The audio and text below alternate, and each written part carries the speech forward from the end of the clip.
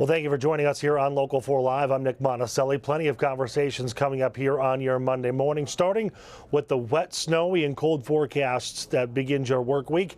Ashley is tracking how much snow we got and some more freezing temperatures on the way. Then we're going to head out to Detroit Metro Airport, where the weather is not the only problem causing delays. We're talking with an expert about the weekend flight cancellations and if this potential shutdown deal might help bring back some of the flights.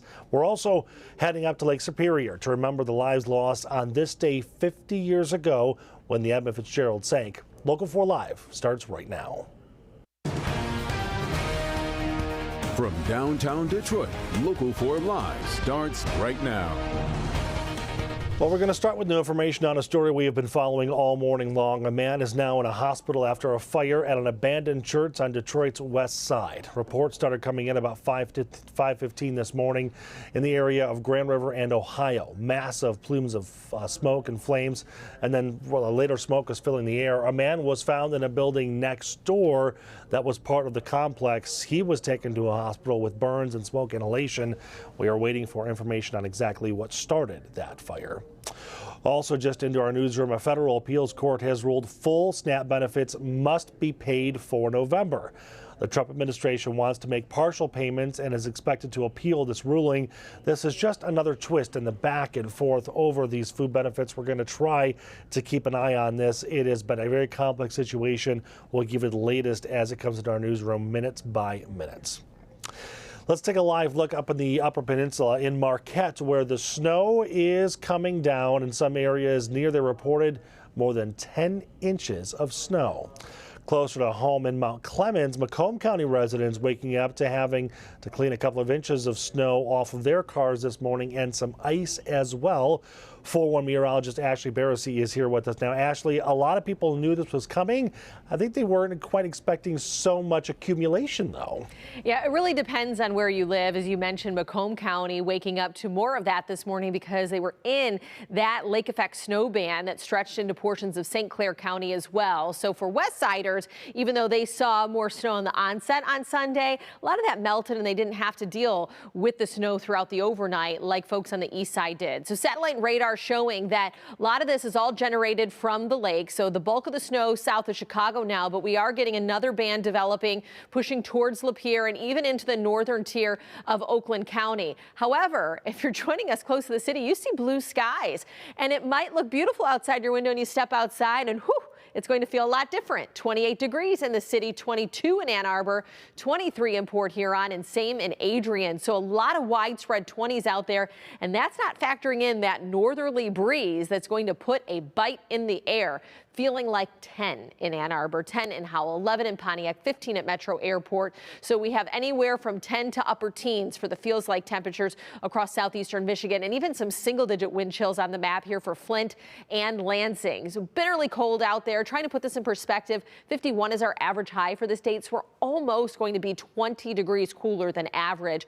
We'll have partly cloudy conditions throughout the day, and as far as snow chances, we have a better chance of seeing some of that snow develop up into the thumb region for today coming off of the lake. So we'll take a closer look at that and how the rest of the week is shaping up, coming up in your full forecast in just a few minutes. All right, Ash, thank you so much. Now to Capitol Hill, where the longest government shutdown in U.S. history may be coming to an end, and I stress that may word. Last night, the Senate took action and agreed to move forward with a short-term funding bill. Now it's up to the House to approve it, but that could take days, and of course, then the president has to sign it. The deal doesn't extend the expiring Obamacare subsidies, so many Democrats are still pushing back. Republicans have promised to vote on those subsidies by early next month.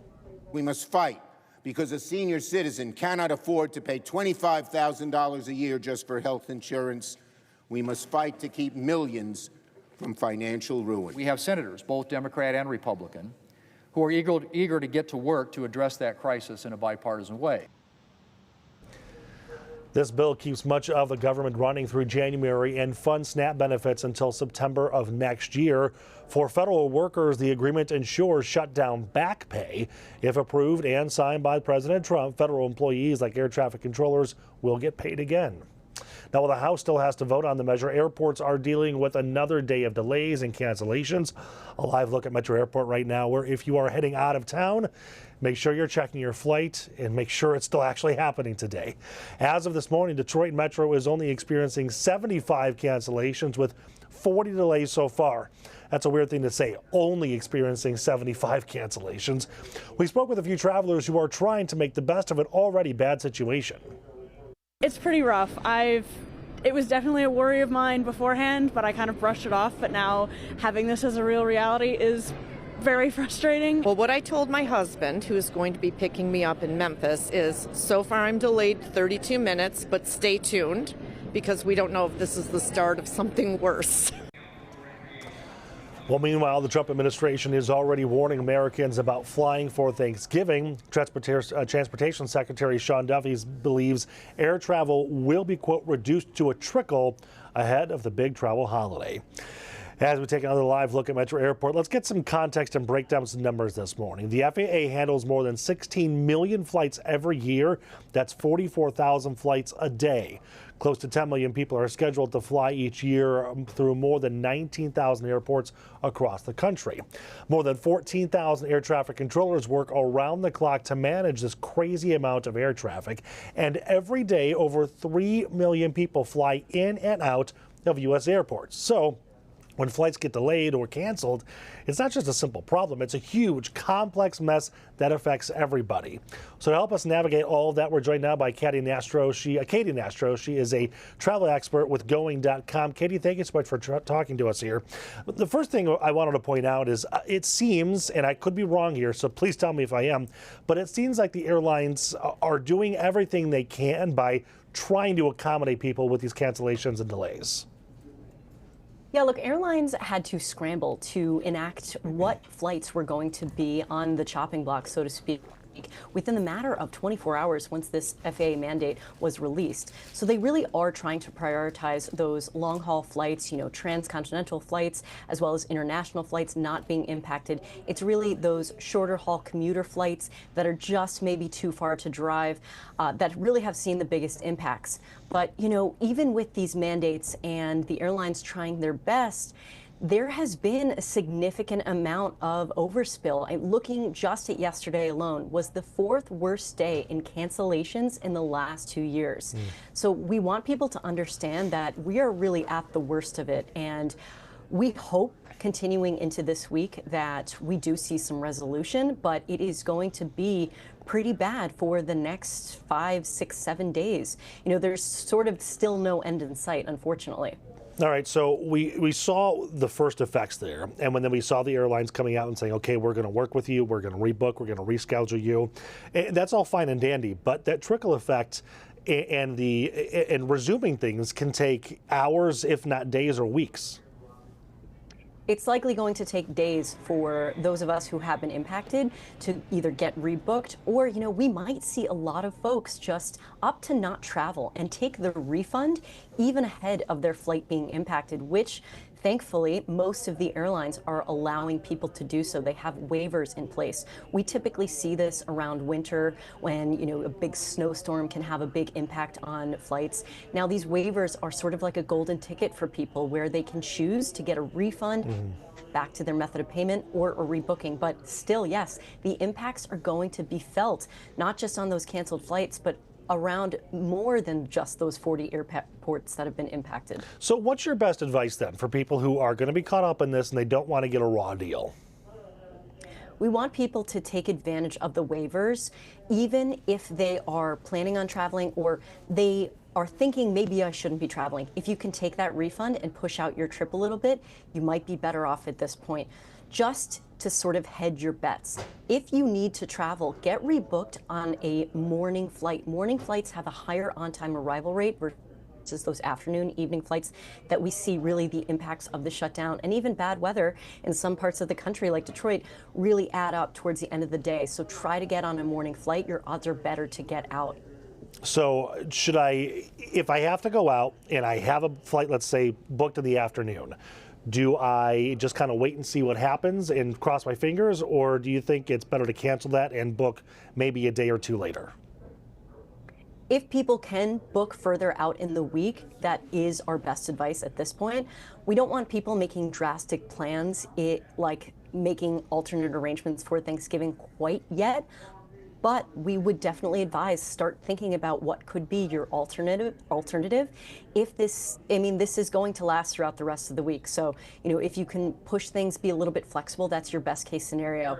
We don't want to make any drastic decisions around Thanksgiving travel quite yet, but we want people to understand that once you make a cancellation and then you decide you do want to travel over the week of Thanksgiving, those last minute flights are going to be very expensive, even with that refund that you got. So we want people to keep those plans a little bit longer, but the name of the game this week is be a little bit flexible and try to maybe avoid traveling or push it out if you can. Yeah, what's ironic there is that flexibility is usually not a word that you can put in when you're traveling. I did want to ask you one last thing here. We're hearing that there might be a budget deal over on Capitol Hill. Let's say absolute best case scenario, we see some kind of budget approved in the next 24 to 48 hours. How long for those dominoes to kind of stand back up and things get back to normal at the airports then? There's really no concrete answer, especially because we don't know exactly when and if this deal is going to go through. But I would bet that this rest of the week is still going to be pretty messy. Fingers crossed that this doesn't impact Thanksgiving travel, but we may see reductions still into that week as the system needs to get sort of restarted and back in place. You have crews that are out of place, schedules that need to be rethought out.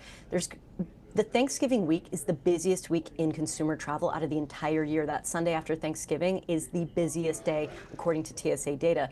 Think about all of those people that need to get put in place, and the system is basically down. It will likely take over a week to get things back to normal, if that. Yeah. Okay, Katie, thank you so much for your time this morning. We appreciate you.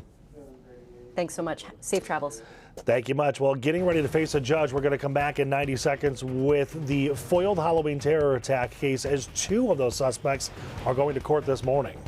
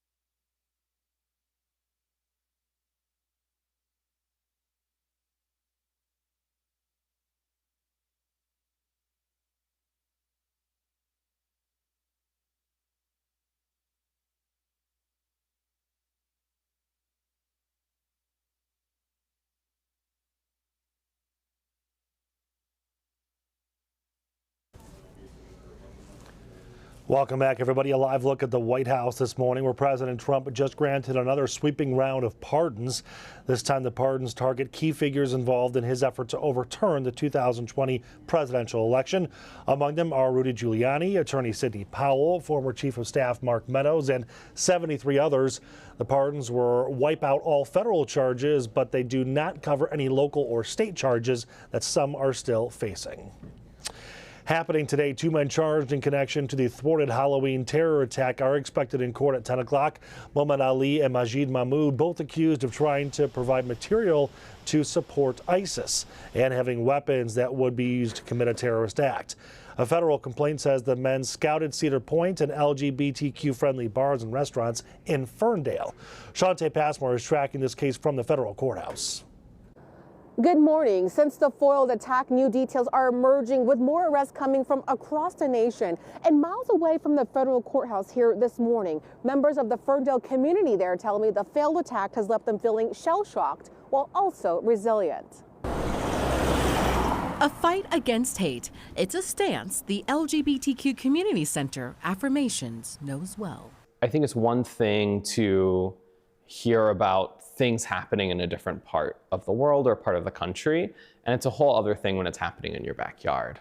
Even more surreal, the discovery that this tight-knit community is alleged to be the target of a now-failed Halloween weekend attack. FBI agents believe they uncovered a terror plot linked to targeting LGBTQ plus friendly venues in the city. What if we had gone there, and what if this threat was enacted? In the past 10 days, the FBI conducted multiple raids in Dearborn and Inkster. A federal complaint details evidence pointing to a planned mass casualty event, including 1,600 plus rounds of ammunition, AR-15 style rifles, shotguns, handguns, and more. Meanwhile, authorities report they've arrested 3 in Michigan, 2 people in New Jersey, and another person in Washington state. The FBI said details reveal how they reportedly used emojis in group chats for possible attack dates. Investigators say they believe pumpkins reference Halloween, while fireworks targeted New Year's Eve. The rapid-fire developments, too much for this parent and volunteer at Affirmations. Obviously, it's going to be a great concern. Anything like that, any attack, and it's not like it's the first attack that's happened in the community or anything. I'm here mainly because this is one way for me to fight back. And the detention hearing for Mehmed Ali and Majid Mahmoud is set for 10 o'clock this morning. And originally, defense lawyers had claimed there was no credible evidence for a planned mass casualty event. Now they're saying they need more time to read through the evidence. We're in downtown Detroit. I'm Shantae Passmore, Local 4. All right, Shantae, thank you much. The snow is moving out of the way, but the cold air is sticking around. A live look at the UP again this morning.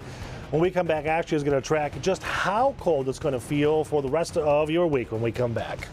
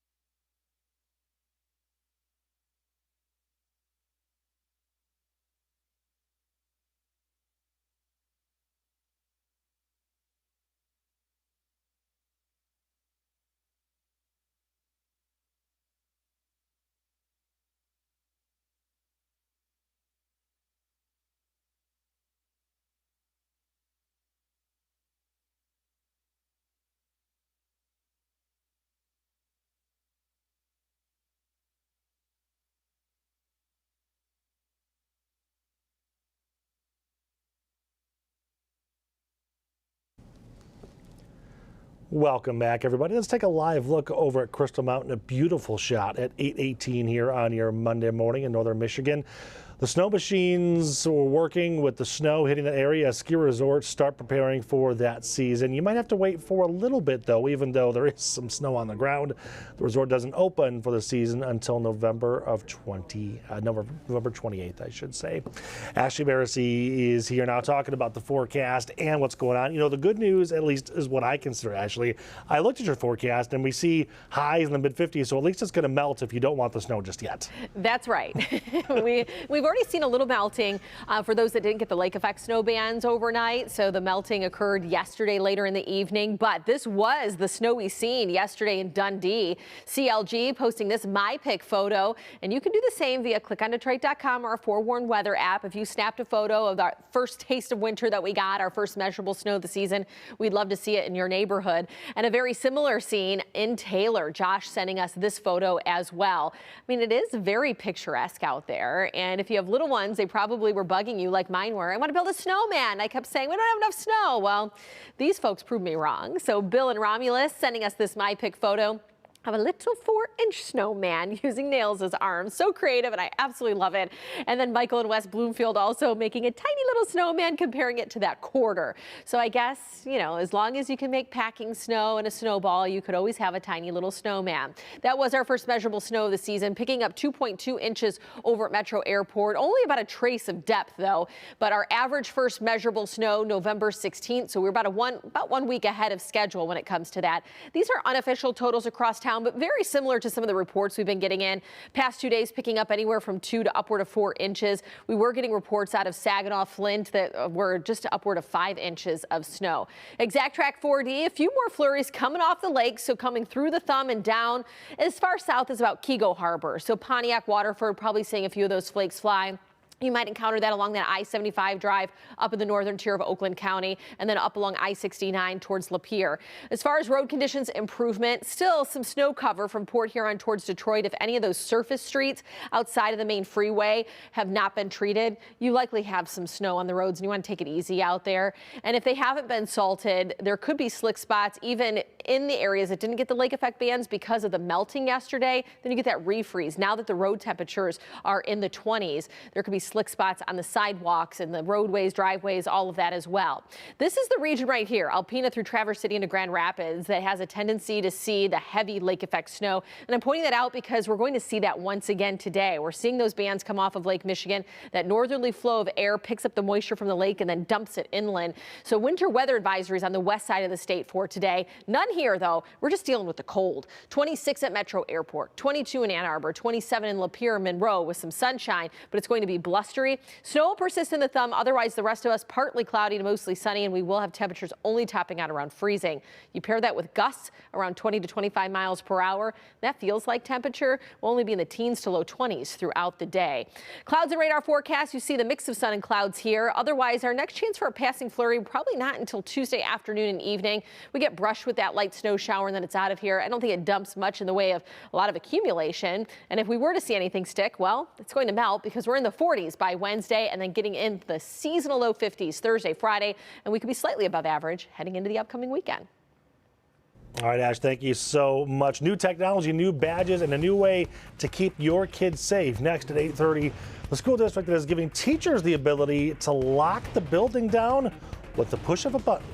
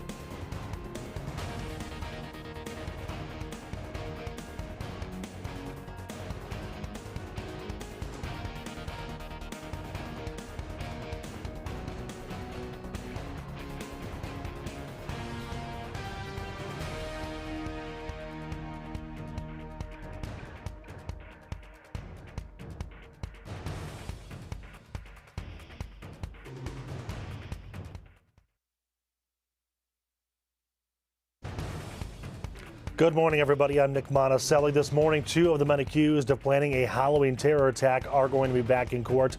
Muhammad Ali and Majid Mahmoud are both accused of trying to provide material to support ISIS and having weapons that would be used to commit a terrorist act. A federal complaint says the men scouted Cedar Point and LGBTQ-friendly bars and restaurants in Ferndale. They're going to be at 10 o'clock or at court in 10 o'clock this morning. Another 90 minutes of Local 4 Live starting at 8:30 here on Local 4 Plus and Click on Detroit. There's just 45 days until Christmas. Today we are getting a better idea of how the holiday shopping season is shaping up in Michigan. We're going to talk with the Michigan Retailers Association. Plus, we are getting a new look at the future of the Renaissance Center and the Detroit Riverfront. A Ferris wheel could be involved. And we're going to remember the 29 lives lost 50 years ago when the Edmond Fitzgerald went down. Local 4 Live is on Local 4 Plus right now.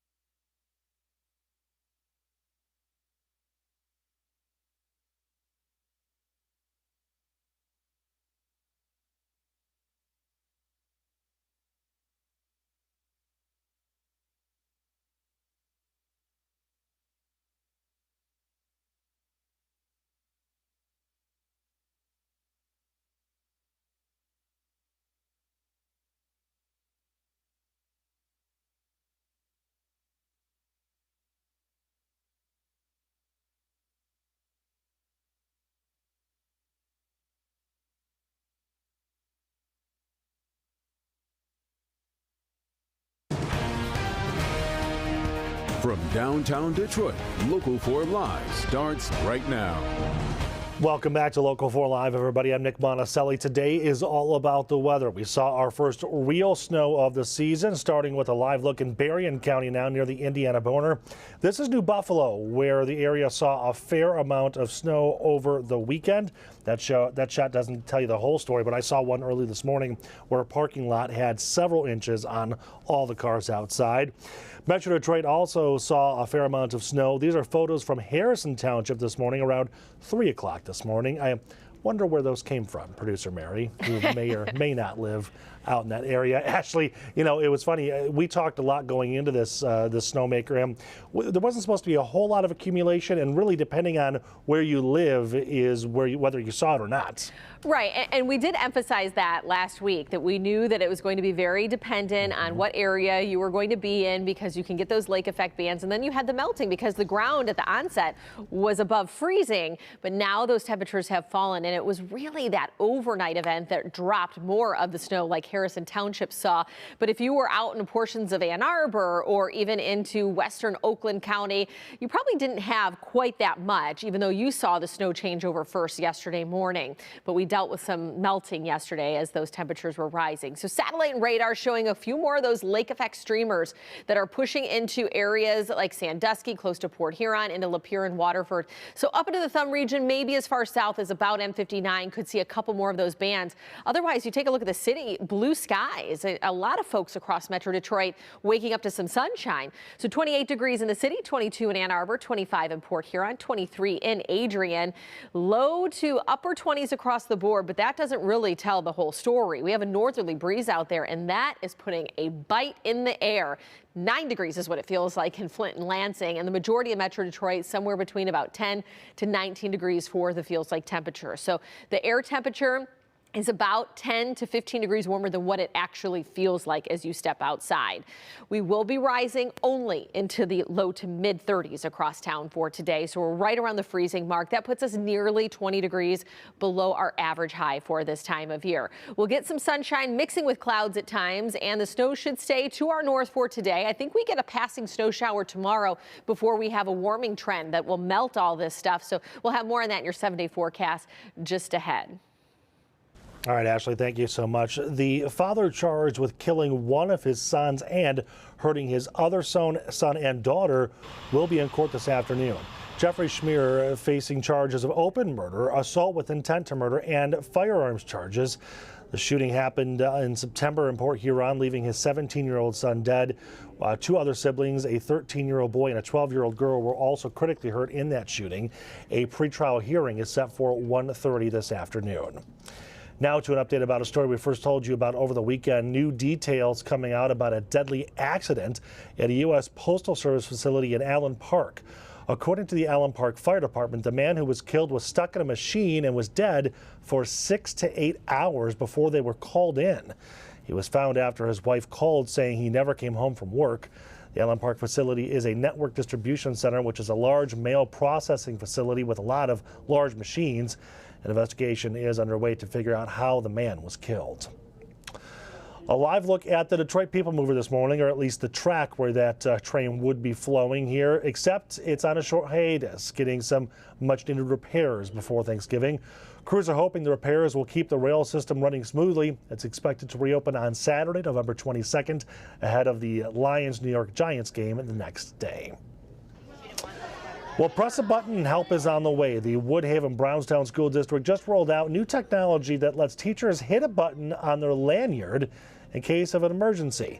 If it's serious, they can even lock down the school immediately. 3 presses means I need help. 8 presses signals an active threat. It sounds simple, but the tech behind it is powerful. It uses Bluetooth, not Wi-Fi, not cell phone signals, to zero in on exactly where help is needed. I got a first-hand look at how this tech works and how they're using it. Okay, so similarities. Stephanie Jaskalski has been a 6th grade teacher long enough to know anything can happen in a classroom. But this is the first year she is wearing this around her neck. It's essentially a help button at your fingertips all the time. So if there is a problem in class... I think the best part is I don't have to leave the situation and look for a phone to call down to the office. So, yeah. Very helpful. The badge is made by Centegix. Superintendent Mark Greathead says there are 2 alert levels. The first, a staff alert, like if medical help is needed, or maybe there's a scuffle between students where a teacher and employee could use additional assistance. If that were to happen, they would simply press the button 3 times, I need help. Then, utilizing Bluetooth technology with transmitters and receivers installed all over the building, a select group gets a notification with the exact location of where help needs to go. There are a number of additional situations, much more common, where an individual may experience a significant health issue in the hallway, whether it's a student or a staff member, in which they're able to get a response significantly quicker. If it's more serious? If it's more serious, every one of our employees has been empowered to put a school and a campus in lockdown. 8 presses of the button is all it takes for that lockdown. Inside, there are strobe lights. EPA announcements, and all the computer monitors show a lockdown message. But outside, our first responders, not only will their computers, but their cell phones will go off and alert them as well. So an instant alert to police with the press, or 8 presses of a button. All of it happening instantaneously. That's quite a drastic shift in the way things used to be. I mean, it used to be that they'd have to call somebody or press a button. It would get to the principal, eventually get to your office at some point. It was a process. Time is of the essence, so we want to get the support and the help where it's needed as quickly as possible. I feel like the best thing about having this in place is that it's instant. They know the location. It also gives students a peace of mind, I think, knowing that we have that safety measure put in place for them as well. So you have your themes. So my question. So they installed that technology last month in October. They've already used it for a medical issue. They use school safety grants to pay for it. It's $65,000 or $70,000 every single year for a district that's their size, with 8 schools and about 5,500 students. Well, the Detroit Lions dominated in Washington yesterday, but the win is stirring the rumor mill. As the Lions head back home, we're going to hear from Coach Campbell about the talk of him calling the plays rather than the offensive coordinator.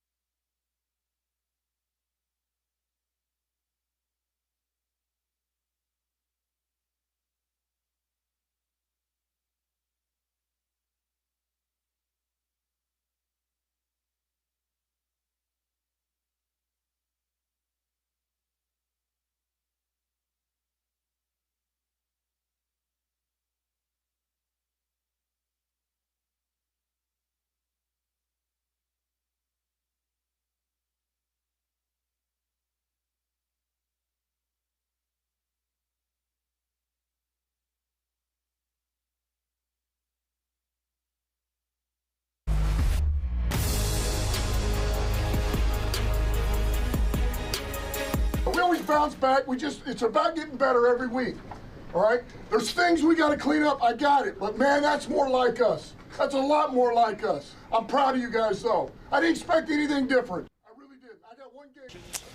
Well, during the game, donning the play sheet in his reading glasses, Dan Campbell caused quite a stir during Sunday's win over the Washington Commanders. Many believed it was Campbell calling the plays for the offensive line in that win. The combined efforts of Goff, Gibbs, and Jamison Williams all got going, looking to get past that loss against the Vikings. Here's what Coach Campbell had to say about calling those plays. It was just, let's try something a little different, right? You know, and look, I know what I want to do. I know how I want to do it. Now, that being said, this is a collaborative effort now. I mean, I was taking input from John Morton that whole time and the other coaches. So, hey, man, what do you think here? 3rd down. All right, we get into this. 3rd and 7 plus, blah, blah, blah, blah, blah. All right, where are we at? Give me this.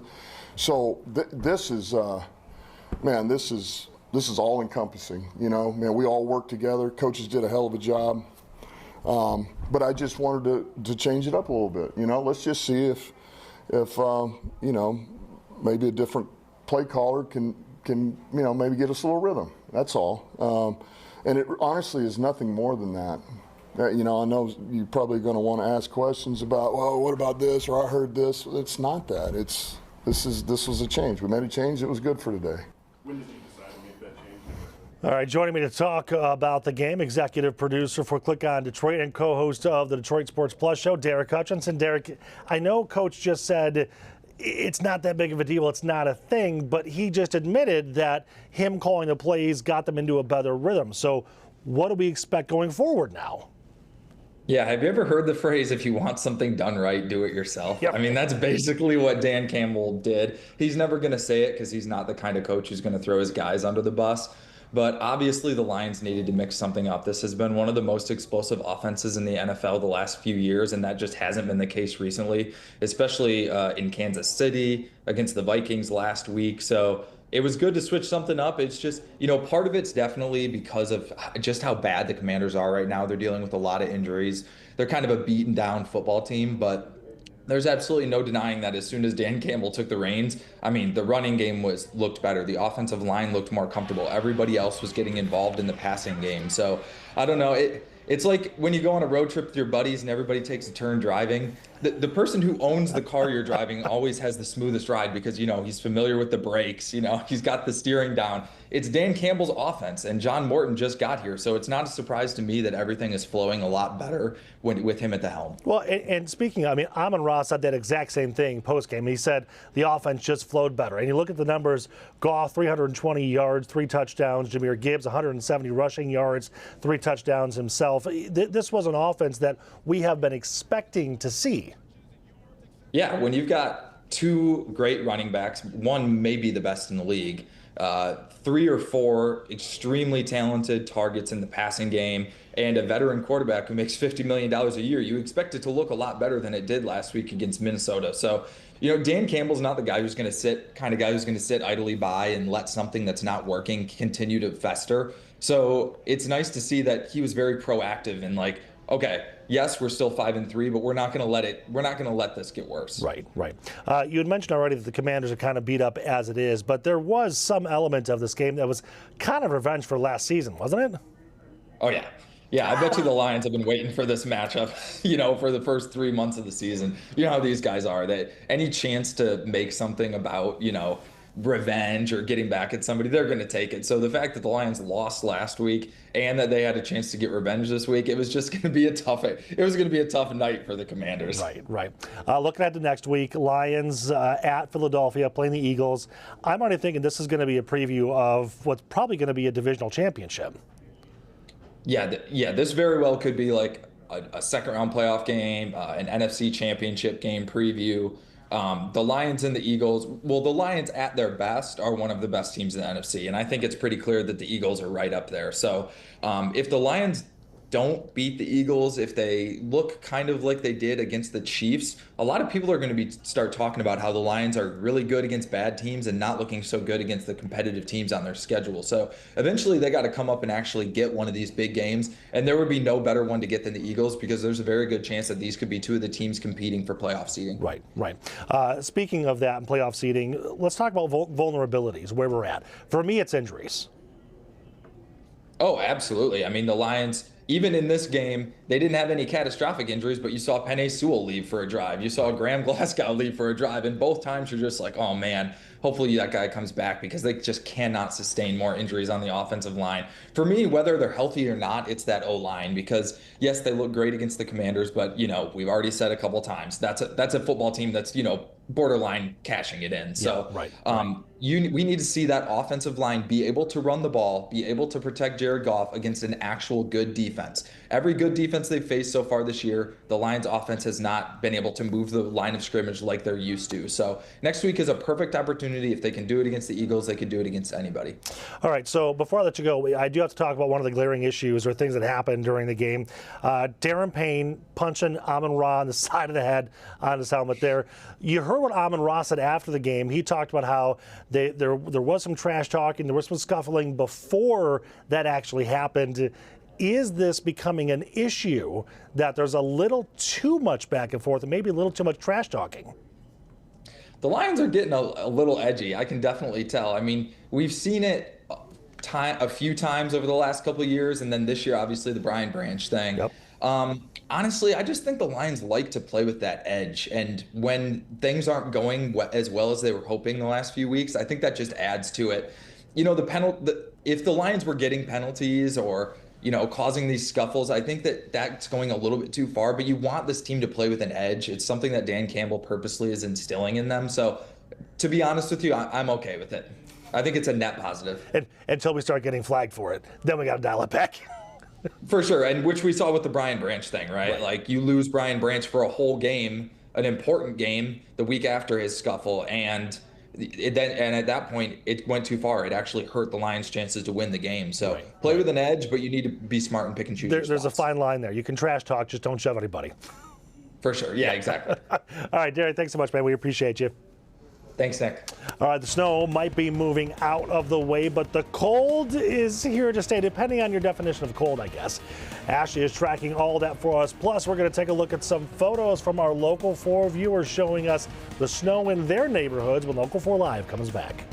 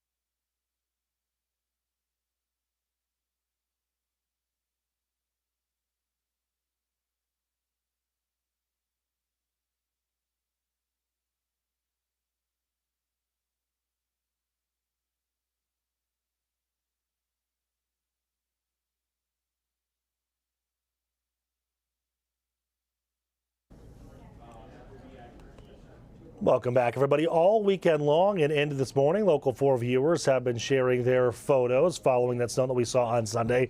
This is from MK Carly in New Baltimore. I think that's how you pronounce that. That can't be Mick Carly. I'm going to say MK Carly. Over in New Baltimore, you can see just how much snow is on their table there. It's quite an accumulation there. And this photo is from Terry and Marshall showing the snow on their cars out where they live. You can submit your own photos on the MyPics page over at clickondetroit.com. Just scan that QR code on your screen and it will take you to that page. Ashley Barrissey in front of the big green screen this morning. That was a guess. MK Carly, I don't know. Was close, right? Maybe. I'm just going to tell you, Nick, my IFB died, so I can't hear what you just asked me. We're not in the same area. So sorry. La, la, la, la, la. I don't want to hear you anyway. No, I'm just kidding. Let's go ahead and get to this because this was our first measurable snow of the season. And so our measurable snow means about 1/10 of an inch or more, and we average that by November 16th. So we're a week ahead of schedule when it comes to, average and climatology. But let's go ahead and look at some of the official snow reports that have come in over the last 24 hours. Saginaw picking up almost 5.5 inches of snow. East Point, 2.5 inches, just over 2 inches at Metro Airport. However, the depth ended up being about a trace when it was all said and done because of melting. White Lake, just shy of 1.5 inches. So those totals greatly vary depending on where you are, and especially if you were in a lake effect snow band. And so you can see some of those streamers that trickled across portions down towards Oakland County and then certainly into portions of St. Clair and Macomb counties where we had the most snowfall over the last, I would say, 24 to 36 hours. Looking at ExactTrack 4D, just north of Washington through Romeo and up into Attica, Imlay City, especially along 53 there, that's where we do have one of those bands that have developed, and that's going to probably dump a little bit more snow and snowy roads being reported with our ExactTrack 4D technology. And still maybe a little bit of snow stuck to the surface from Port Huron towards Detroit if the roads haven't been treated. If they've been treated, you should be A-okay, but I'm talking more of the surface streets in your neighborhoods and ones that might not have seen any salt thrown down. Salt would be effective, but if you haven't seen the salt or anything that melted, likely refroze overnight because of the fact that those surface temperatures have fallen into the 20s. So these are our road temperatures all across southeastern Michigan, low to mid 20s. So we've turned off the snow machine for most folks across southeastern Michigan for today. However, Regions that have a tendency to experience heavy lake effect snow are shaded in blue right here from Alpena down towards Grand Rapids and off towards Chicago. So that's because of the northern Arctic air that brushes over Lake Michigan in particular and will dump that moisture from the lake, gets brought up into the clouds and then comes back to the surface. That's when the lakes haven't been frozen over yet, and that's where we're at in the season. But because of the wind direction that we had yesterday into today, we're getting those lake effect streamers coming off of Lake Huron, so the shoreline there will likely get more snow for today. 26 at Metro Airport where we have sunshine, 22 in Ann Arbor, 27 in Lapeer and Monroe. It's going to be blustery, snow persisting in the thumb in bands coming off the lake. Rest of us just dealing with mostly clear to partly cloudy skies, but highs only around freezing. You pair that with some whipping winds, gusts between 20 to 25 miles per hour. Those feels like temperatures today likely won't exceed the low 20s. So we're going to feel like teens to low 20s throughout the day today. Boy, is that a big difference from what our average high is this time of year, which is 51. So you can see some of those streamers up in the thumb along the shoreline for today. Rest of us dry until probably about 4 or 5 o'clock tomorrow. We get another passing snow shower, a little mix, and then we'll dry things out. So your forecast, well, with the 30s in the forecast tomorrow, we still could get that wintry precip, but then we start that warming trend. 46 on Wednesday, low 50s for your Thursday, Friday, and we'll be in the low to mid 50s, which would put us above average for the upcoming weekend. Nick? All right, Ashley, thank you so much. The church bell chimed till it rang 29 times for each man on the Edmond Fitzgerald. Next, we take a look back the tragic day the Edmond Fitzgerald disappeared in the depths of Lake Superior.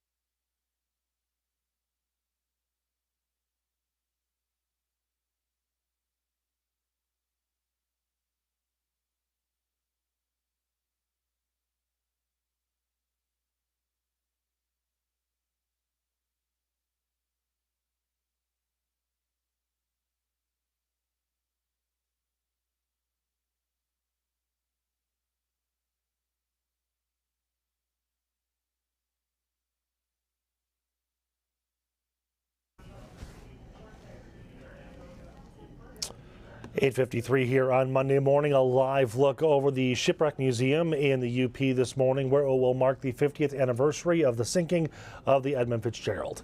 It disappeared on this day in 1975, this afternoon actually. It's the topic of Local 4's latest backstory documentary series. For the past year, our team has been out compiling archival footage from 1975 and sitting down for interviews with shipwreck historians, surviving family members, and others close to the story. Now here's a sneak peek at the first 2 minutes. There's 6,000 shipwrecks in the Great Lakes, maybe 10,000, but there's one that pretty much everybody on the Great Lakes knows about.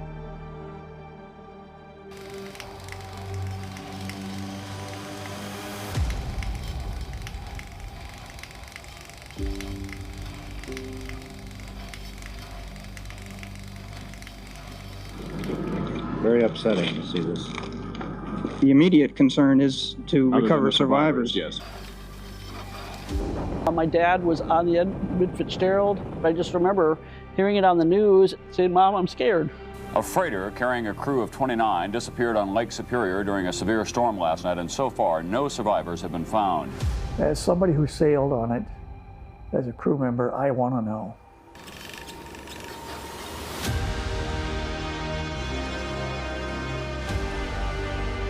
By the time the Fitz got into the worst of the conditions, there were winds of around 55 miles per hour, and those waves were 25 to 30 feet high. more storms than any other ship. You know, this is a ship that was known for pushing big gales, a captain who believed he could get away with it. You see Whitefish Point right there? 17 nautical miles from Whitefish Point is where the Edmond Fitzgerald went down. The last time I talked with him, he said he was holding his own, and that's the last time I lost contact after that. Now you're going to go pull up anchor and go back out in 30-foot waves, try to find a ship you know is already gone. And that is the sailor's code right there.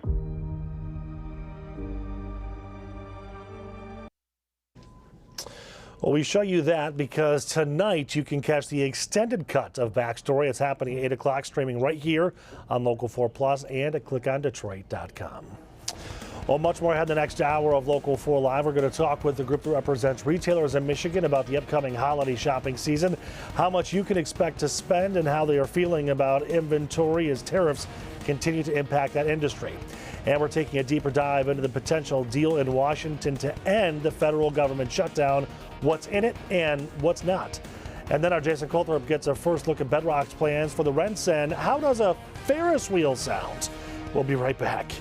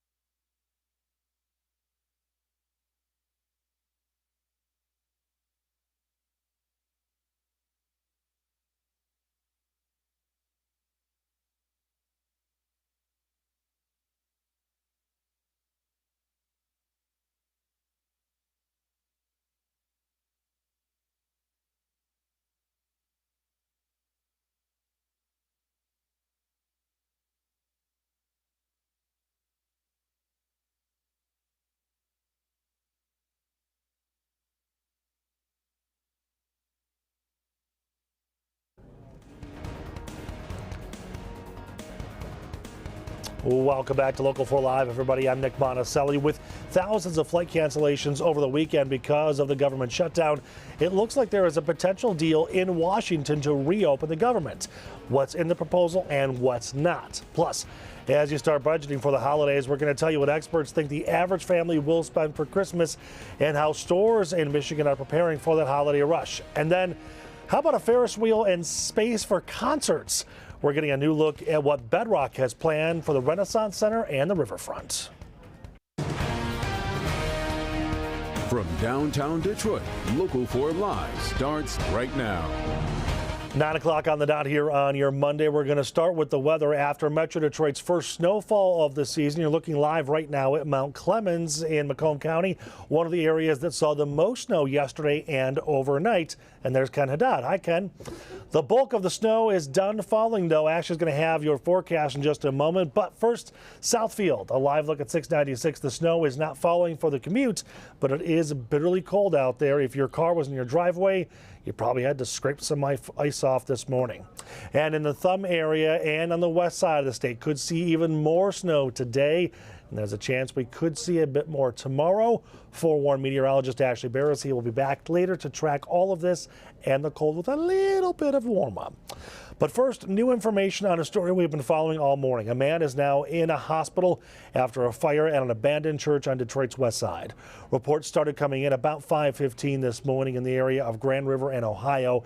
Massive flames and smoke filling the air. A man was found in a building next door that was part of this complex. He was taken to a hospital with burns and smoke inhalation.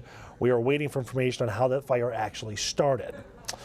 We are also getting to hear from people in Ferndale as they react to a potential terror attack targeting their city. 2 men charged in connection to that thwarted Halloween plot are expected to be in court in the next hour. Mohammed Ali and Majid Mahmoud, both accused of trying to provide material to support ISIS and having weapons that would be used to commit a terrorist act. A federal complaint says the men were scouting Cedar Point and LGBTQ plus friendly bars and restaurants in Ferndale. Shonda Passmore is tracking that case from the federal courthouse. Good morning. Since the foiled attack, new details are emerging with more arrests coming from across the nation. And miles away from the federal courthouse here this morning, members of the Ferndale community there tell me the failed attack has left them feeling shell-shocked while also resilient. A fight against hate. It's a stance the LGBTQ Community Center, Affirmations, knows well. I think it's one thing to hear about things happening in a different part of the world or part of the country, and it's a whole other thing when it's happening in your backyard. Even more surreal, the discovery that this tight-knit community is alleged to be the target of a now-failed Halloween weekend attack. FBI agents believe they uncovered a terror plot linked to targeting LGBTQ plus friendly venues in the city. What if we had gone there, and what if this threat was enacted? In the past 10 days, the FBI conducted multiple raids in Dearborn and Inkster. A federal complaint details evidence pointing to a planned mass casualty event, including 1,600 plus rounds of ammunition, AR-15 style rifles, shotguns, handguns, and more. Meanwhile, authorities report they've arrested 3 in Michigan, 2 people in New Jersey, and another person in Washington state. The FBI said details reveal how they reportedly used emojis in group chats for possible attack dates. Investigators say they believe pumpkins reference Halloween, while fireworks targeted New Year's Eve. The rapid-fire developments, too much for this parent and volunteer at Affirmations. Obviously, it's going to be a great concern. Anything like that, any attack, and it's not like it's the first attack that's happened in the community or anything. I'm here mainly because this is one way for me to fight back.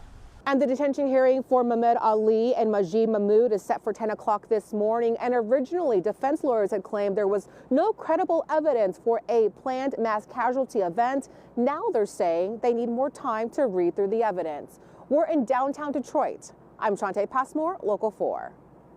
All right, Shante, thank you. We will have a crew in court today, and we'll have updates for you on Local 4 and clickondetroit.com. Now to the nation's capital, where senators reached an overnight tentative deal to reopen the government. It's a procedural vote passed 60-40, so 8 Democrats crossing over to support it. It still needs a full Senate vote, though, and it will need to clear the House. That could take days, though, and it's already sparking division amongst Democrats because of what's not in it. Alice Barr takes us through the deal from Washington. Hi, there's several steps to go before this procedural vote approved overnight is a done deal, and it faces serious opposition from many Democrats frustrated that it does not go far enough to secure their central demand, extending key tax credits to keep health care costs from spiking. This morning, compromise in the Senate, moving the nation closer to ending the longest ever government shutdown. The motion upon reconsideration is agreed to. A group of Democrats negotiating with Republicans agreeing to fund the government through the end of January and certain departments like agriculture through next September, ensuring SNAP low-income food benefits would extend that long and end a growing crisis over food access. I was being threatened to be taken away from them as long as this went on. That's crazy. The deal would also reverse shutdown layoffs of federal workers and guarantee all federal employee back pay. But what it does not include has Democrats divided. Nothing on health care or extending Affordable Care Act subsidies. Over 20 million Americans are going to see at least a doubling in their premiums in the Affordable Care Act. Democrats who voted yes say tying a government funding vote to the health care issue simply wasn't working. This agreement includes the promise of a Senate vote on the Obamacare subsidies by mid-December before they expire at the end of the year. And Democrats argue if Republicans vote it down, they can own the disastrous premium increases that will continue to rise. They will own the fact that Americans across this country are going to lose access to health care. President Trump and Republican leadership projecting confidence. It looks like we're getting close to the shutdown ending. I'm optimistic. Though several key steps remain, most notably securing passage in the House, where many Democrats are already voicing opposition. We could see a final vote in the Senate as soon as today. The House is in recess and members have to come back to Washington to vote with the hope of wrapping it up and reopening the government by the end of the week before the worst of the pain at airports. A promised 10% cut in flights on Friday to relieve staffing shortages. In Washington, I'm Alice Barr. Back to you. And while we wait to see if that deal gets passed, travelers are still in limbo today. A live look at Metro Airport right now, where at last check, 75 flights have been canceled, either coming in or out of DTW. 40 flights are delayed. Yesterday, U.S. Airlines canceled more than 2,700 flights. Nationwide, Transportation Secretary Sean Duffy warned that air traffic would slow to a trickle if the federal government shutdown lasted into the busy Thanksgiving travel season. In our last hour, we talked to Katie Nastro. She is a travel expert with Going.com, who explained how little time airlines have to accommodate travelers. Airlines had to scramble to enact what flights were going to be on the chopping block, so to speak, within the matter of 24 hours once this FAA mandate was released. So they really are trying to prioritize those long-haul flights, transcontinental flights, as well as international flights not being impacted. It's really those shorter-haul commuter flights that are just maybe too far to drive that really have seen the biggest impacts. But, even with these mandates and the airlines trying their best, there has been a significant amount of overspill. Looking just at yesterday alone was the 4th worst day in cancellations in the last 2 years. So we want people to understand that we are really at the worst of it. And we hope continuing into this week that we do see some resolution, but it is going to be pretty bad for the next 5, 6, 7 days. There's sort of still no end in sight, unfortunately. All right, so we saw the first effects there, and then we saw the airlines coming out and saying, okay, we're going to work with you, we're going to rebook, we're going to reschedule you. And that's all fine and dandy, but that trickle effect and resuming things can take hours, if not days or weeks. It's likely going to take days for those of us who have been impacted to either get rebooked or, we might see a lot of folks just opt to not travel and take the refund even ahead of their flight being impacted, which thankfully most of the airlines are allowing people to do so. They have waivers in place. We typically see this around winter when, a big snowstorm can have a big impact on flights. Now these waivers are sort of like a golden ticket for people where they can choose to get a refund back to their method of payment or a rebooking. But still, yes, the impacts are going to be felt, not just on those canceled flights, but around more than just those 40 airports that have been impacted. Now, she also said if you do need to travel, try to book a morning flight because the odds are better to get out and maybe avoid some delays. Well, just into our newsroom, a federal appeals court has ruled full SNAP benefits must be paid for November. The Trump administration wants to make partial payments and is expected to appeal this ruling. This is just another twist in the back and forth over these food benefits. Well, how much are you planning to spend on holiday gifts and decor? We're going to get a better idea of how much people are budgeting and how Michigan retailers are preparing for this shopping rush. We're going to talk all about that when we come back.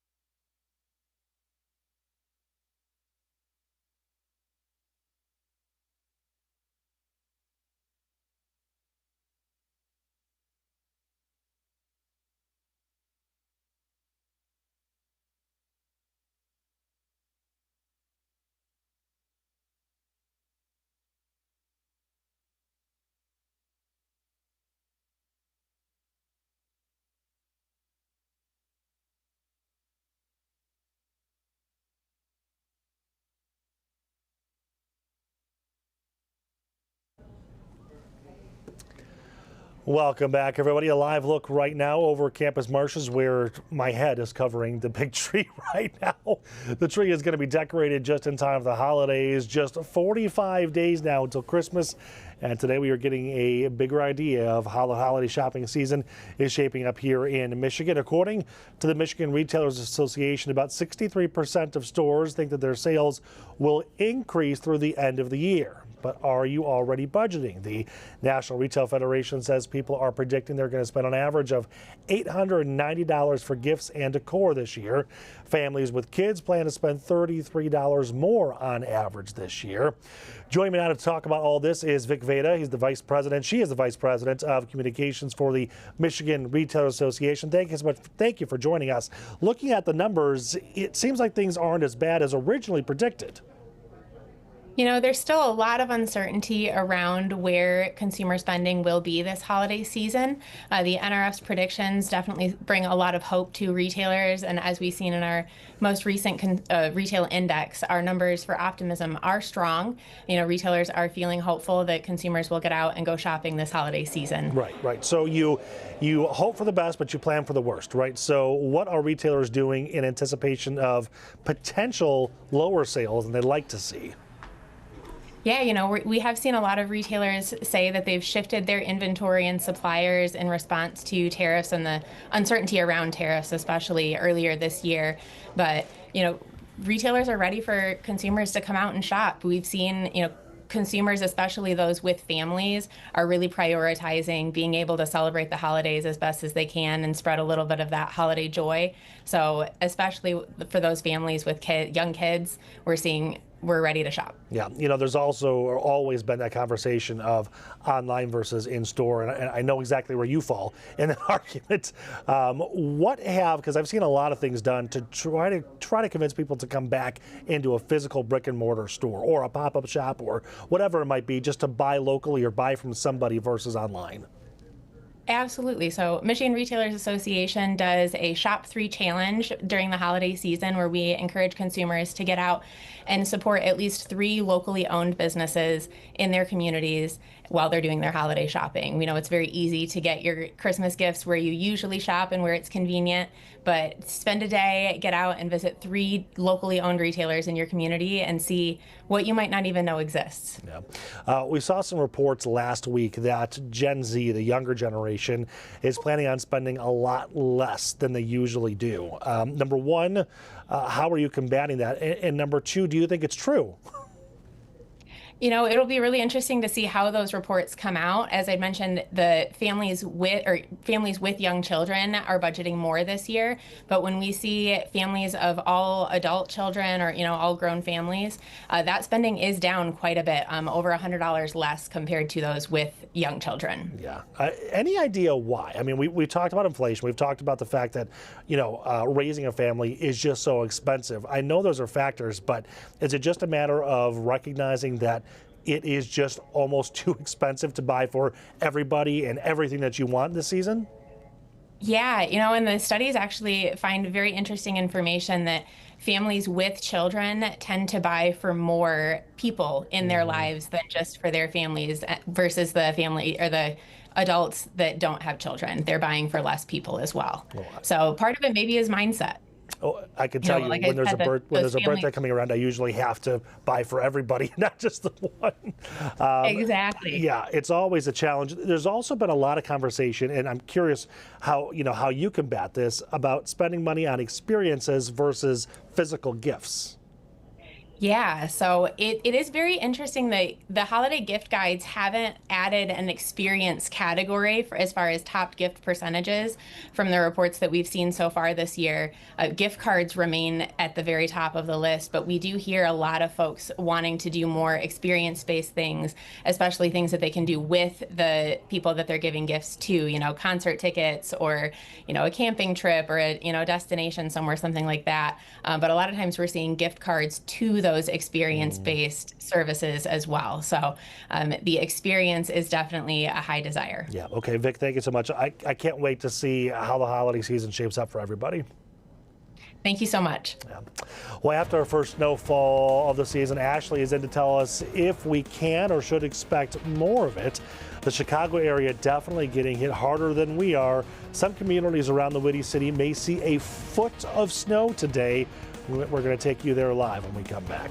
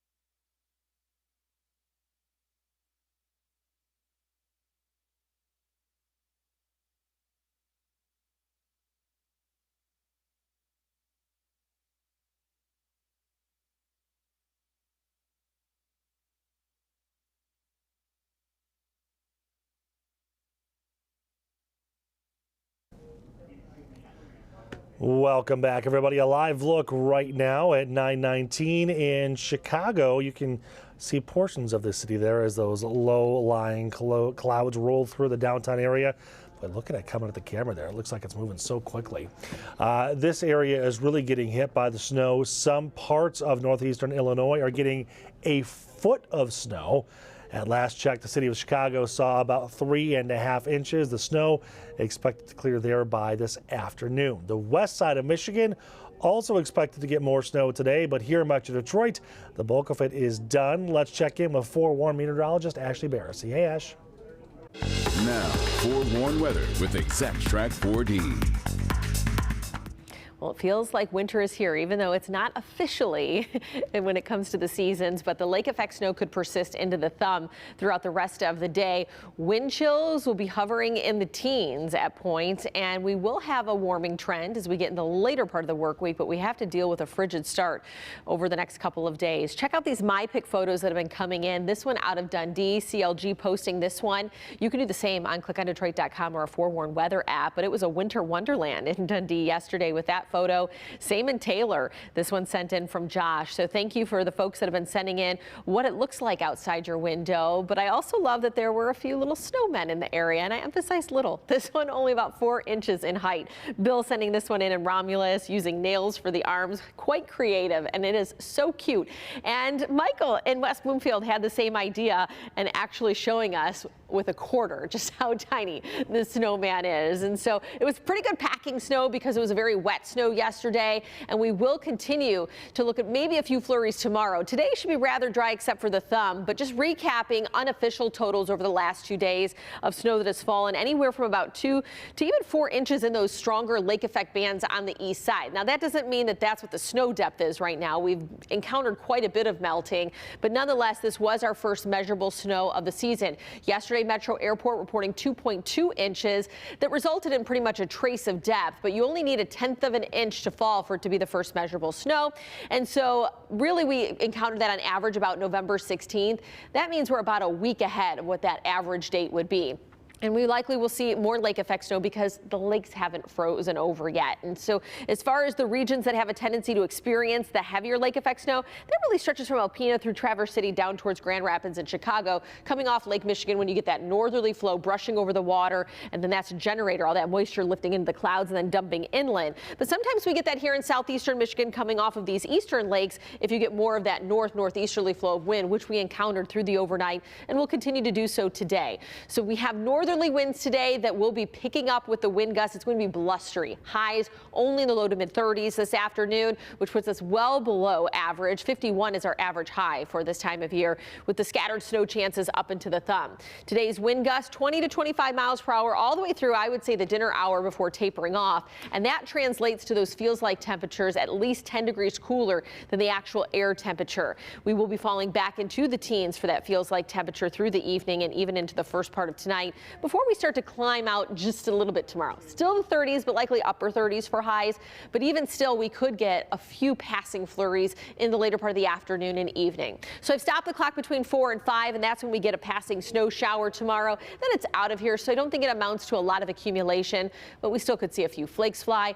Then we're warming things up, and that's going to thaw and melt everything out there. 46 for a high on Wednesday, and back to those seasonal low 50s by Thursday and Friday of this week. And we'll take those low to maybe even mid-50s into the upcoming weekend as we'll climb slightly above average. Ashley, thank you so much. When we come back, a warning for parents here on this Monday, the baby formula that's being recalled and what to look out for if your child has consumed it when we come back.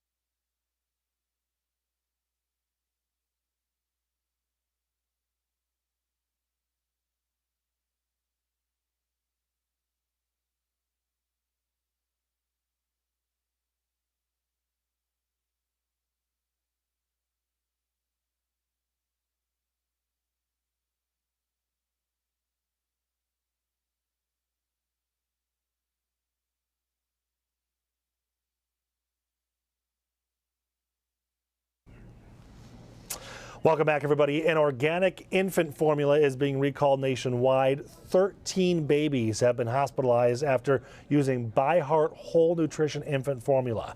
2 lots with the December 1st use-by date are affected. If your baby has used this formula and you notice any unusual symptoms, call your doctor right away. Well, today marks an important day in military history. It is the 250th anniversary of the U.S. Marine Corps. On November 10th, 1775, a resolution drafted by John Adams created the Continental Marines, the predecessor of today's Corps. More than 200,000 active duty and reserve Marines now serve in the United States. The states are marking anniversaries by this month, and the U.S. Mint has released a commemorative coin honoring the Corps' history. Well, 3 iconic childhood toys have been inducted into the National Toy Hall of Fame. This year's honorees are Milton Bradley's Battleship, Slime, and Trivial Pursuit. It beats out other finalists like Connect 4, Tickle Me Elmo, and the Star Wars lightsaber. The National Toy Hall of Fame is located at the Strong National Museum of Play in Rochester, New York. And while part of Detroit's iconic RenCen is coming down, there are some exciting plans for what's going up in its place. You're going to want to stick around for this story to see the vision and hear about the future plans, including a Ferris wheel on the Riverwalk.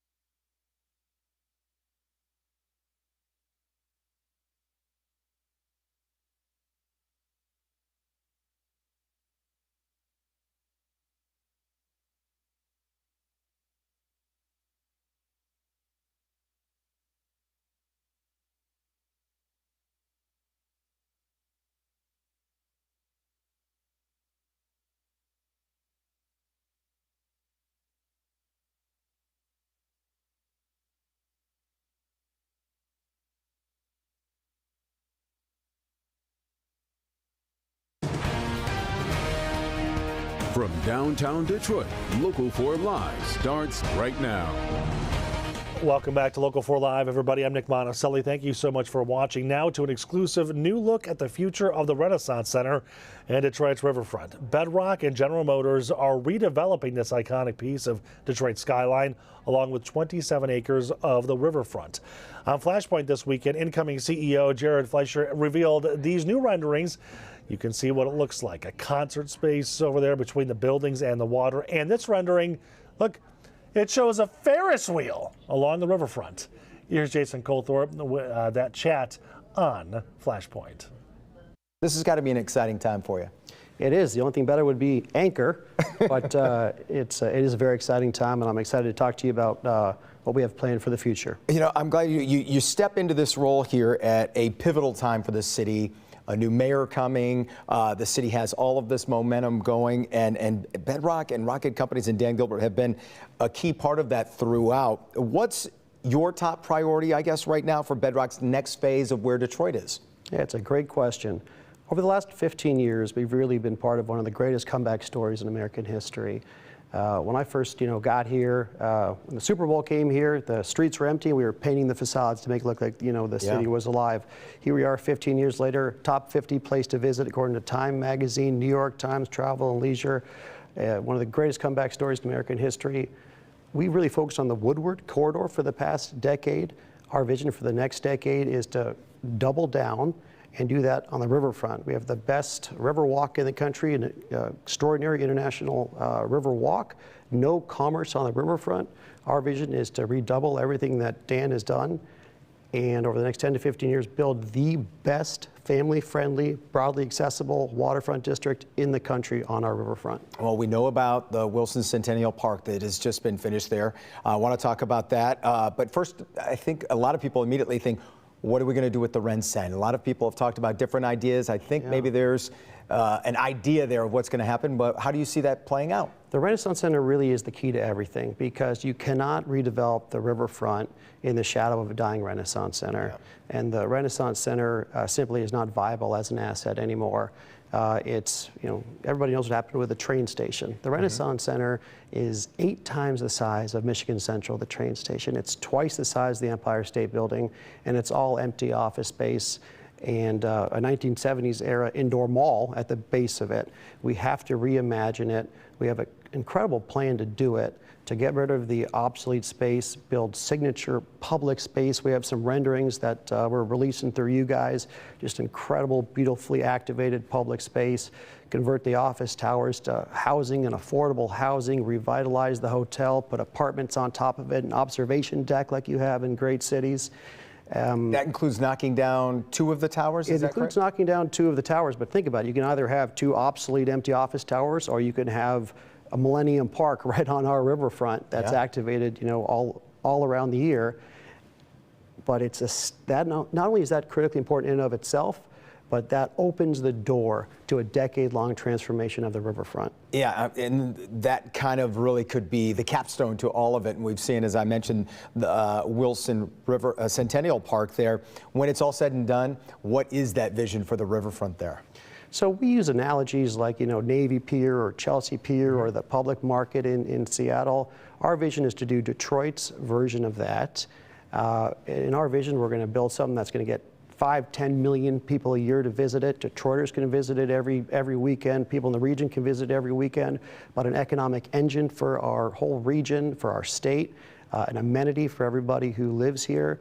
I can't put into words the significance of. We have an empty riverfront right now, 20-something acres of empty surface parking lots in a dying Renaissance Center. Is Detroit, Michigan better off with that? And that, by the way, continuing to get worse and worse if we don't do anything? Or revitalize Renaissance Center and a vibrant riverfront destination that's going to attract millions of people a year to our city. Yeah, and you meant destination being that's what the Navy Pier in Chicago does. People go there just for that. And while we're on the topic of new additions and things like that, talk to me about the Hudson Tower. This building, Hudson Detroit, now that it seems like every day we make an announcement about a new tenant moving in. We know GM's going from the Ren-Cen over to Hudson. We're doing part of our Thanksgiving parade there. The team is going to be there, but a lot of exciting changes for that tower. Yeah, just last week, Jamie Dimon was there announcing that J.P. Morgan Chase, the largest bank in the world, is moving its headquarters into Hudson's.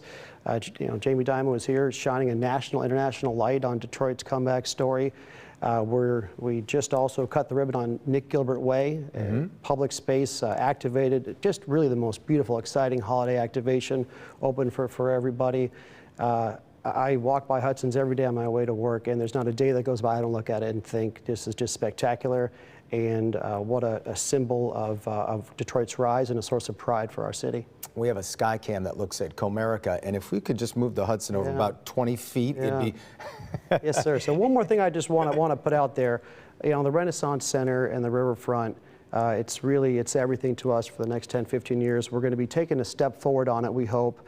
This coming week, we're going to be before the Downtown Development Authority of the City of Detroit, seeking their partnership in some of the public realm improvements, better connecting the riverfront to downtown across Jefferson, redoing the streets, helping with the public spaces.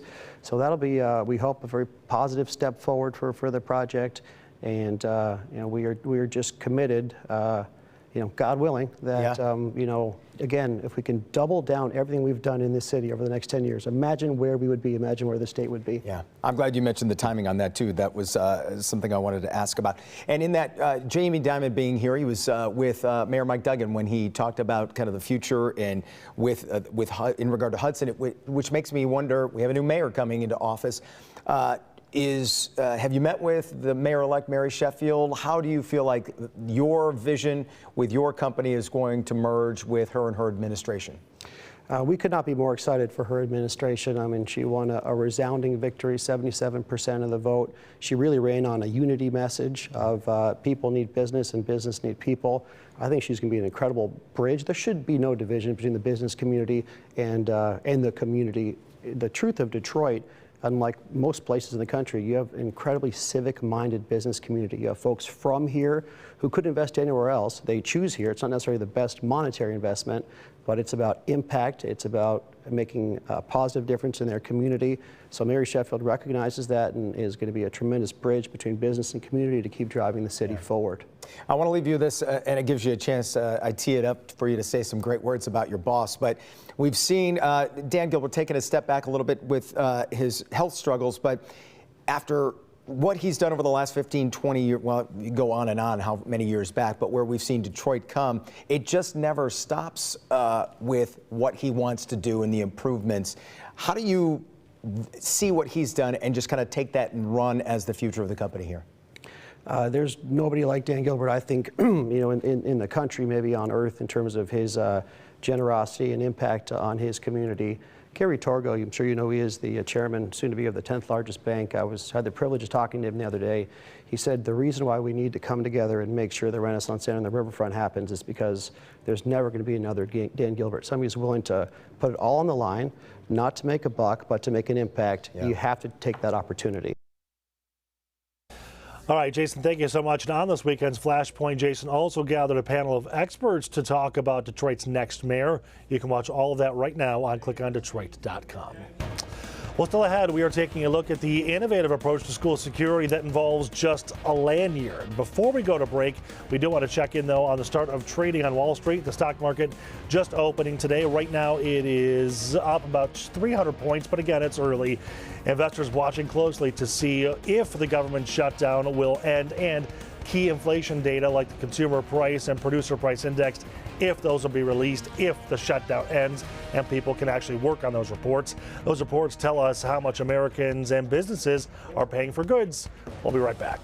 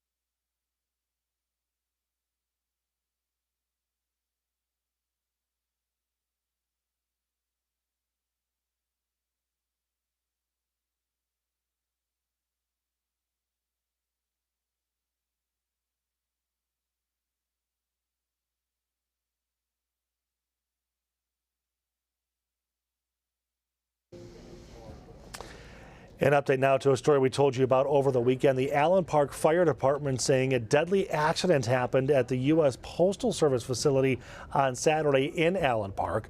A man was found dead after more than 6 hours. It wasn't until the man's wife called looking for him that the grim discovery is made. Police are still investigating the cause of the man's death. It's going to be a federal investigation because it happened on federal property. New this morning, President Trump has granted another sweeping round of pardons as we look live at the White House. This time, the pardons target key figures involved in his effort to overturn the 2020 presidential election. Among them are Rudy Giuliani, attorney Sidney Powell, former Chief of Staff Mark Meadows, and 73 others. The pardons signed on Friday wipe out all federal charges, but they don't cover any local or state charges some are still facing. A live look now at the People Mover, or at least the track that the People Mover would be on. That's because starting today, it's on a short hiatus. The train won't be running, getting some much needed repairs before Thanksgiving. Crews are hoping the repairs will keep the rail system running smoothly. It is expected to reopen on Saturday, the 22nd, ahead of the Lions-New York Giants game, which is on the next day. Well, press a button and help is on the way. The Woodhaven Brownstown School District just rolled out new technology that lets teachers hit a button on their lanyard if there's an emergency. If it's a serious threat, they can actually lock down the school immediately. 3 presses means help is needed. 8 presses mean there is an active threat. It sounds simple, but the tech behind it is powerful, using Bluetooth, not Wi-Fi or cell phone signals. It can also zero in on exactly where the help is needed. I got a first-hand look at the tech and how it works. Okay, so similarities. Stephanie Jaskolski has been a 6th grade teacher long enough to know anything can happen in a classroom. But this is the first year she is wearing this around her neck. It's essentially a help button at your fingertips all the time. So if there is a problem in class... I think the best part is I don't have to leave the situation and look for a phone to call down to the office. So, yeah. Very helpful. The badge is made by Centegix. Superintendent Mark Greathead says there are 2 alert levels. The first, a staff alert, like if medical help is needed, or maybe there's a scuffle between students where a teacher and employee could use additional assistance. If that were to happen, they would simply press the button 3 times, I need help. Then, utilizing Bluetooth technology with transmitters and receivers installed all over the building, a select group gets a notification with the exact location of where help needs to go. There are a number of additional situations, much more common, where an individual may experience a significant health issue in the hallway, whether it's a student or a staff member, in which they're able to get a response significantly quicker. If it's more serious? If it's more serious, every one of our employees has been empowered to put a school and a campus in lockdown. 8 presses of the button is all it takes for that lockdown. Inside, there are strobe lights, PA announcements, and all the computer monitors show a lockdown message. But outside, our first responders, not only will their computers, but their cell phones will go off and alert them as well. So an instant alert to police with the press, or 8 presses of a button. All of it happening instantaneously. That's quite a drastic shift in the way things used to be. I mean, it used to be that they'd have to call somebody or press a button. It would get to the principal, eventually get to your office at some point. It was a process. Time is of the essence. So we want to get the support and the help where it's needed as quickly as possible. I feel like the best thing about having this in place is that it's instant. They know the location. It also gives students a peace of mind, I think, knowing that we have that safety measure put in place for them as well. So you have your themes. So my question... Well, it's actually already been used for a medical issue in the past couple of weeks. It was funded by a school safety grant. It costs about $65,000 to $70,000 every single year. That's for a district, though, of their size, with 8 schools and approximately 5,500 students. Well, the first snow of the season did hit us over the weekend. Coming up, Ashley is tracking how long this cold snap is going to last and when we could see the next round heading our way.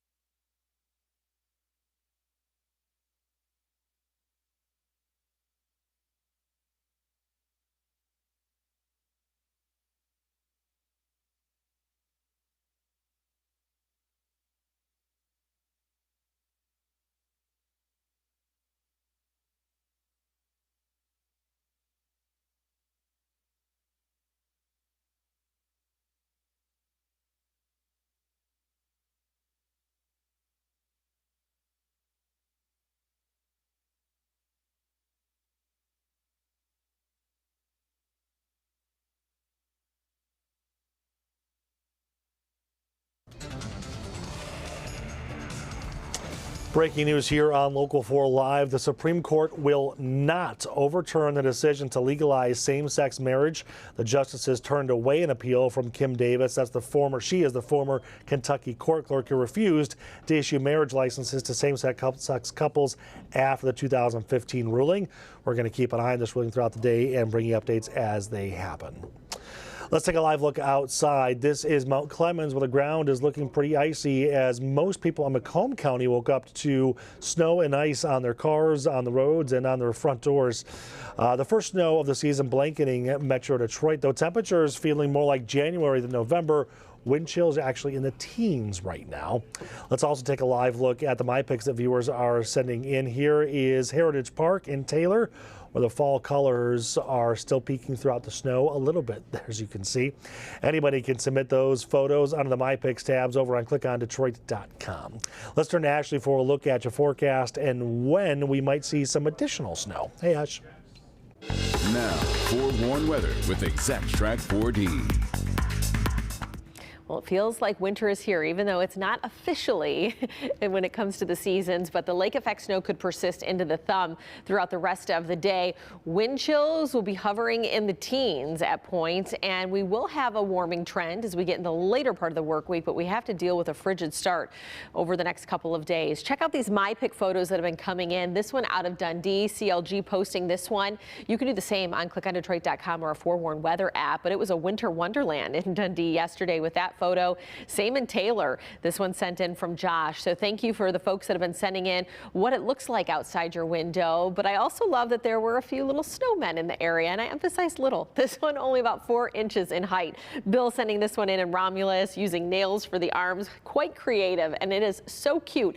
And Michael in West Bloomfield had the same idea and actually showing us with a quarter just how tiny the snowman is. And so it was pretty good packing snow because it was a very wet snow yesterday, and we will continue to look at maybe a few flurries tomorrow. Today should be rather dry except for the thumb, but just recapping unofficial totals over the last 2 days of snow that has fallen anywhere from about 2 to even 4 inches in those stronger lake effect bands on the east side. Now that doesn't mean that that's what the snow depth is right now. We've encountered quite a bit of melting, but nonetheless this was our first measurable snow of the season. Yesterday Metro Airport reporting 2.2 inches that resulted in pretty much a trace of depth, but you only need a 1/10 of an inch to fall for it to be the first measurable snow.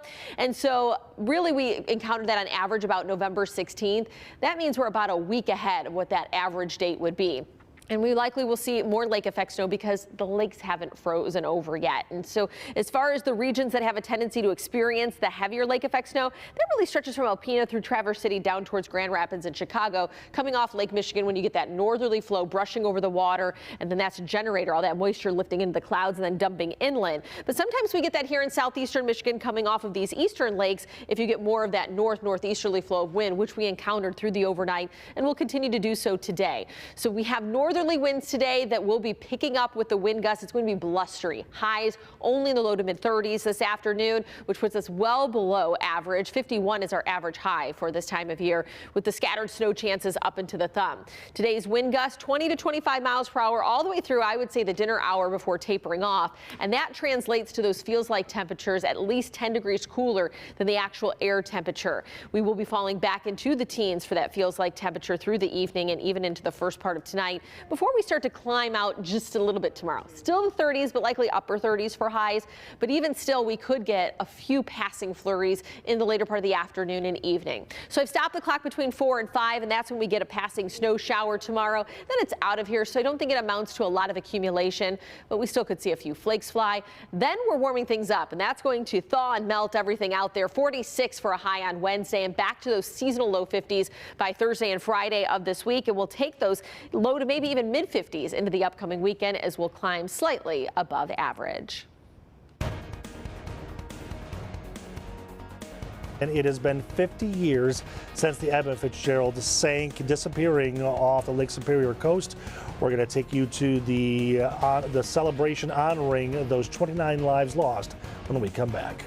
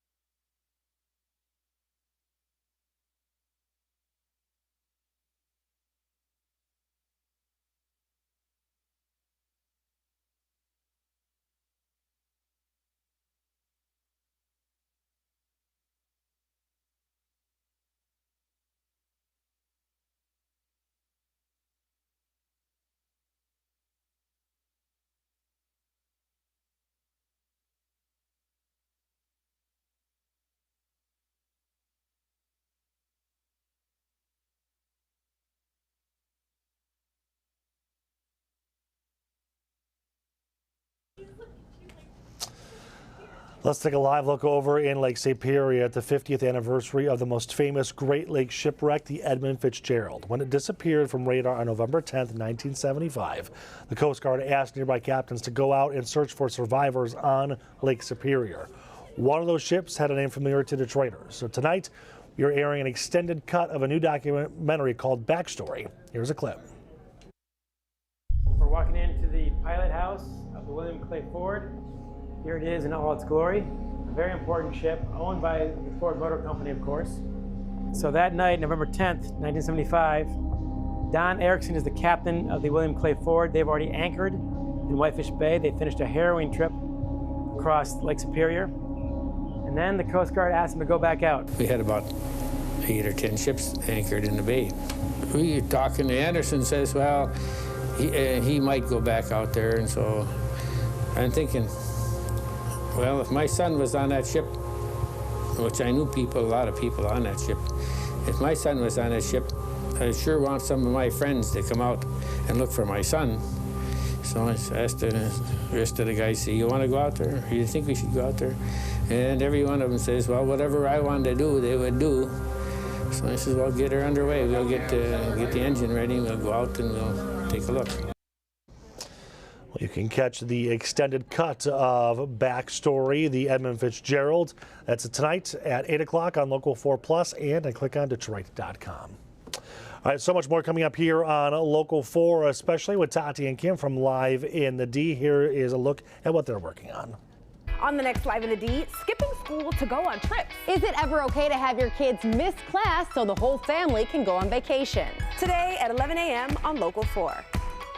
The answer to that is yes. Thank you for joining us for Local 4 Live. More news and weather ahead here on Local 4 Plus, and as always, on clickondetroit.com. Make it a great Monday, everybody.